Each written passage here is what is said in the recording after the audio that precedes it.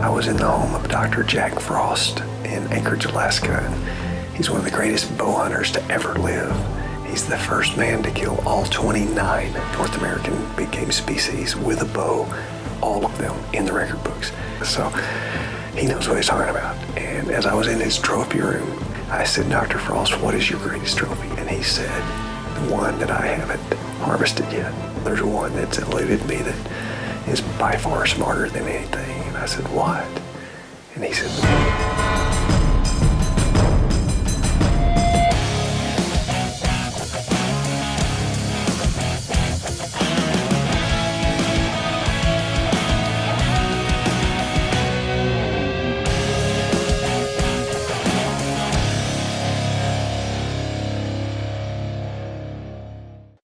Hi, I'm Jimmy Seitz, and I'm coming to you today from Northern Alberta, Canada. It is cold and snowy this morning, but I'm gonna be honest with you, the weather has been wacky on this white-tailed deer hunt, and we're also attempting to get a wolf while we're on this adventure.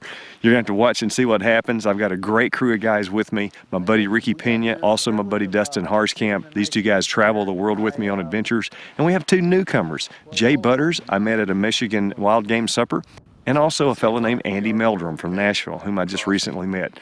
And we're hunting with Northern Alberta Outfitters that is owned and operated by a really cool guy named Ben, who has a very unique story. It's said that even the longest journey begins with a single step. My first step was a flight to Edmonton, Alberta in Western Canada.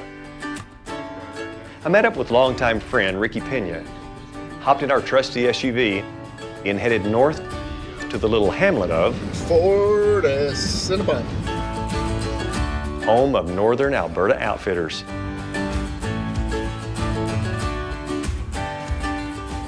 Once we got to camp and unloaded, it was time to sight in our rifles.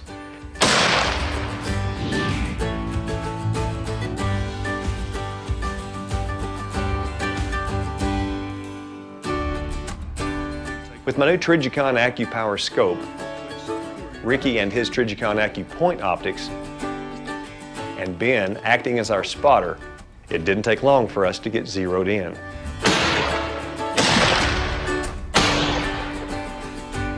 Upon returning to the lodge, the Canadian sun was just setting, so we took a deep breath and made time to appreciate God's artistic handiwork. As dusk turned to dark, as some awesome trophies looked down on us, we retired to the warm glow of the fireplace and relaxed in the wood-paneled TV room surrounded by friends old and new. Finally, with Kristen at the helm in the kitchen, it was time for some great food, good conversation, and a few laughs as we prepared for day one.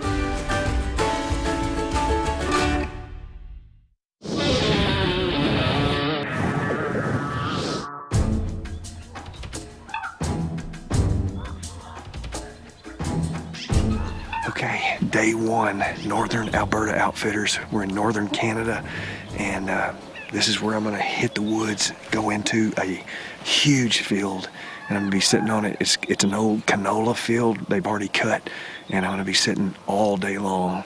And this is my first hunt ever with the 300 Weatherby, and also my first hunt ever with the Trijicon AccuPower scope, which does not have the tritium. It actually has batteries, and we're gonna see how it does. Here we go.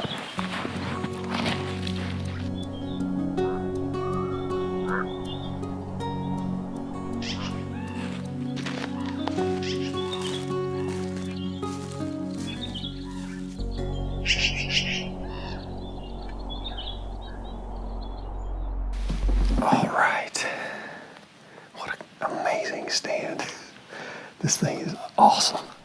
This is the nicest home-built deer stand I've ever been in. It's every bit as big as the biggest of the redneck blinds. It's probably even bigger. Actually, it's big enough to have a bed in it and sleep in it, which they do. It's hard to get in here on the ice without making a lot of noise, and so, as I understand it, Ben, his mom, his dad, They have slept in this blind on numerous nights so that they can be there at first light and maybe pick off a wolf.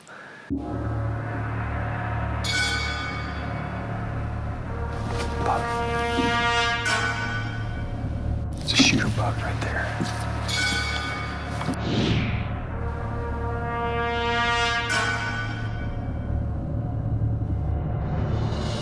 He's way off though. Yeah, he's all the way over the other wood line. He's gone. Oh man, that was fast. That looked like a good buck right there. Well, so much for day one. Oh my goodness. And you never even made it to the stand. Didn't even make it to the stand. It looks like my new buddy Jay fared a little better today than I did. My name's Jay Butters. I'm from Colon, Michigan. I met Jimmy at our sportsman's banquet at the church, and he was talking to my wife and talked about the Northern Alberta trip, and she sent me on the trip, so I'm here. Been a good trip. Really enjoyed myself. I was fortunate enough to tag out the first day. We were going out to the stand and caught a buck crossing, and was able to get a good shot on him, and so been able to spend a lot of time in the Jeep and in camp with Ben and Josh. Just been very inspired by those two guys. They've overcome a lot of adversity in their lives, and they are two tough guys. I've just been amazed working with them, and just the way that they just keep on plugging along, and very inspiring. When we return, we'll sit down and talk with Ben and hear how he overcame personal tragedy and turned it into triumph.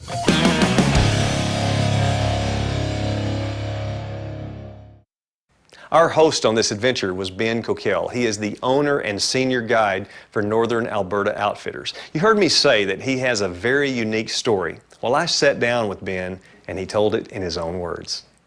Ben, that is a beast of a buck, and I'm just assuming it had to be some kind of record? It's the biggest buck taken in Canada. Really? Free range with a bow, and I think it's 15th overall. I got to hear the story about how you got this deer.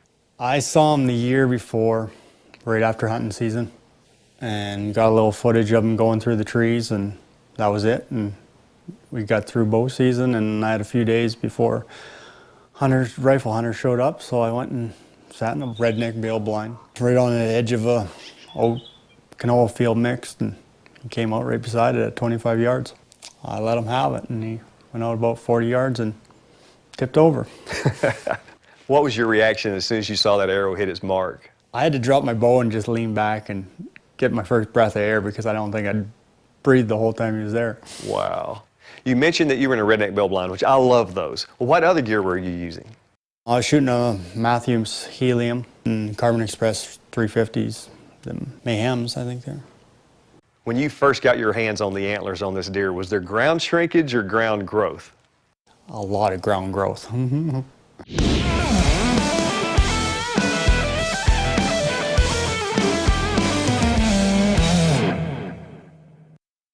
I thought he was right around that 220 mark, to tell you the truth. But he was 263 and 4/8, I think, and then he netted 249 and an eighth. Ben, you suffered a serious mishap that left you paralyzed from the waist down. Do you mind telling us about that? Well, I broke my neck in 2001 on an ATV, and it was pretty much 2 years in the hospital, going through rehab and stuff like that. That was the hardest part, and did a little more rehab when I got out of the hospital and lived in the city, but hated it. So I kind of quit it and came back and started working on the family farm with Dad and bought land out here and farmed and just kept getting better from there, you know, jumping in and out of a tractor. And then finally he wanted to retire, and I got rid of my land and bought the outfitting business and kept going that way with it instead. Did you have any friends or family members that inspired you through this process to keep on going and not quit? I guess my dad helped me out on it the best, I would say. And I fell down for 2 years, really. Yeah. And he goes, well, let's go back to the hospital. And I said, no, I don't want to go back to the hospital. He goes, just do it for me. And we went back into the hospital, and he just showed me, like, look at this guy, look at that guy. Like, there's so many more people worse off than you are in the world. Mm-hmm. And that was pretty much the biggest one right there. It was like, yeah, you're right. And then, I don't know, it's a tough deal either way, but you get through it, everybody gets through it a different way, but that was the biggest one for me, is just seeing someone else. Ben, I spoke with your mom about you, and she said that she told you you make a life out of what you got left, and Ben has done it. Well, it's true. You just don't give up.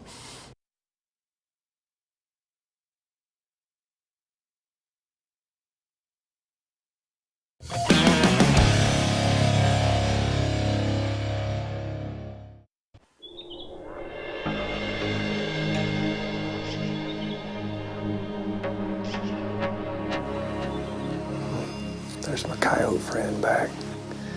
Our situation is pretty much the same. The temperature really hasn't changed a whole lot. Sunrise this morning was just mind-boggling. The whole sky looked like it was just on fire, a pinkish red, you know. The fog came rolling in, and oh my goodness. So far, I've got this family of coyotes that love to come and visit me. Yesterday, I had a moose cow and a calf come through. And I saw a good number of deer. I probably saw 25 overall yesterday. This morning, I've seen yearlings just here around the stand, but that's about it. Okay, there's a buck. I can't tell how big he is, but he's got a rack. Let's see how far he is.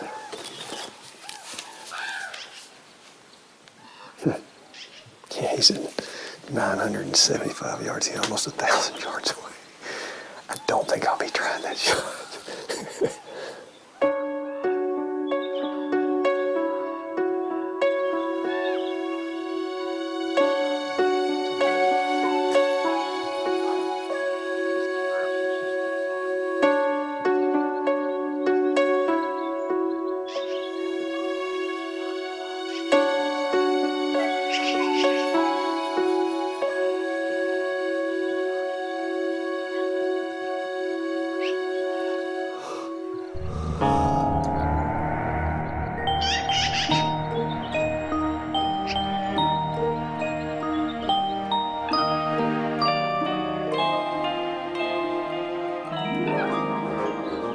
I hear footprints.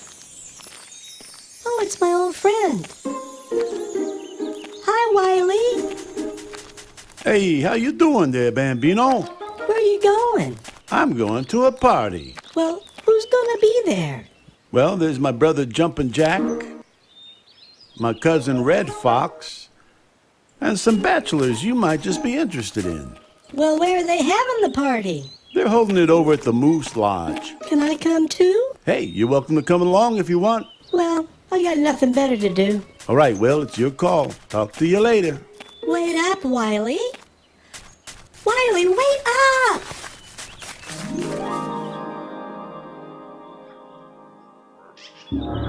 Buck. There we go. Right to left, same exact spot that one was yesterday. That's a bigger deer right there. That's a good deer right there. Man, that is a shooter for sure. No doubt about that.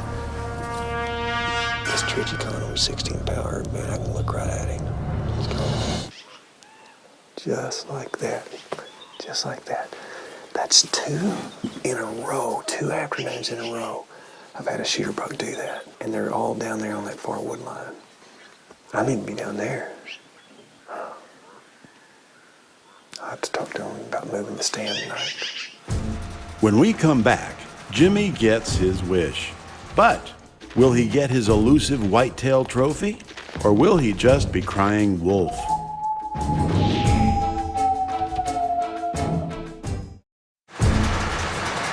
In case you're wondering what on earth is going on, I have been seeing a buck that is a shooter way down there past that corner, and of course you've seen him also on the camera.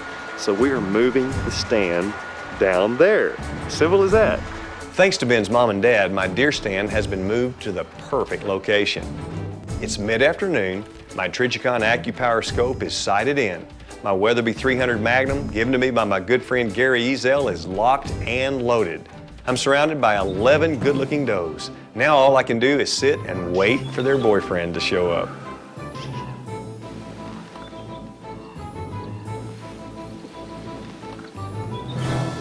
Man, I love this new location. Man, I'm telling you what, this is a great looking spot, and this wood line out here in front of me feeds to right here. I went and put my conquest set out right here, just literally right there. It's 25 yards away from the stand.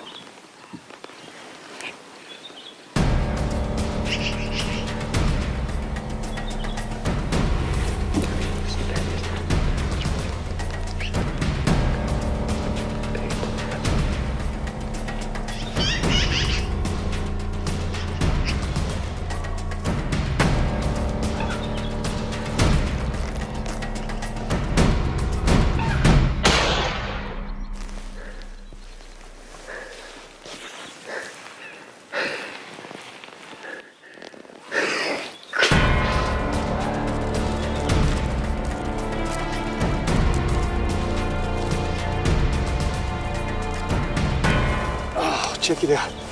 Look at this. Look at that big bad boy. He is beautiful. He is beautiful. Wow. 1, 2, 3, 4, 5, 6, 7, 8, 9, 10. He's a perfect 11 point. I love him. I absolutely love him. As I return to camp with my buck, who should greet me but my big old buddy, Dustin. A true sportsman, a real friend. He could not have been happier for me. On this second day of our hunt, Dustin harvested a beautiful 10-pointer in the 160 category. Now that my 11-point buck is bagged and tagged, I can concentrate on harvesting the most elusive of North American wild game, the wolf. Since Dustin and I had each harvested bucks, we decided to buddy up and hunt the wolf together. We're in a different location than where I hunted the first 3 days, and Dustin and I have seen some wolf tracks. We thought it would be a great spot to set up for a hunt.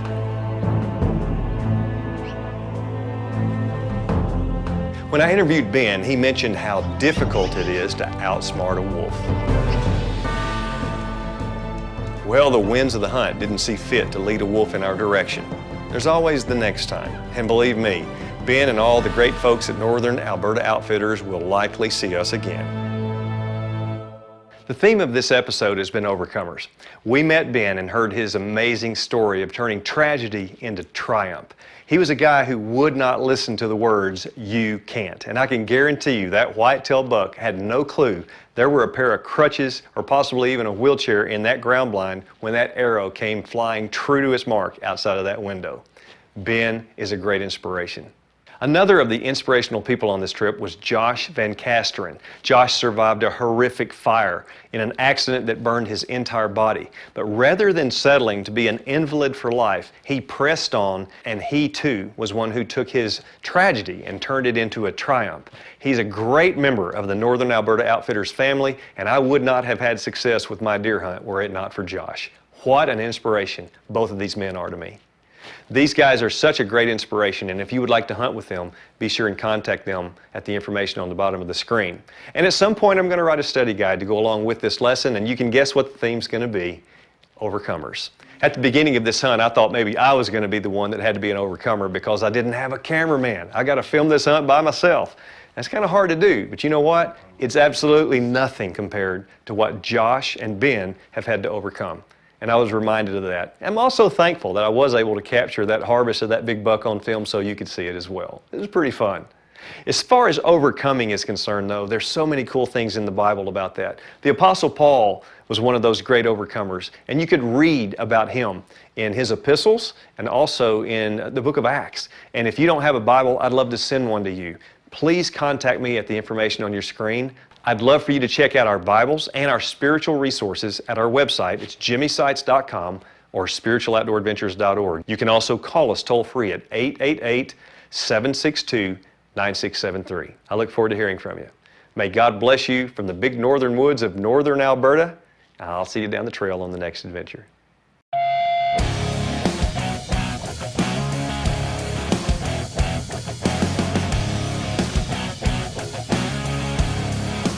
Dr. Jimmy Sites speaks to thousands of people each year at churches, conventions, and wild game suppers. If you would like to schedule Jimmy to speak at your event, call 1-615-338-0234.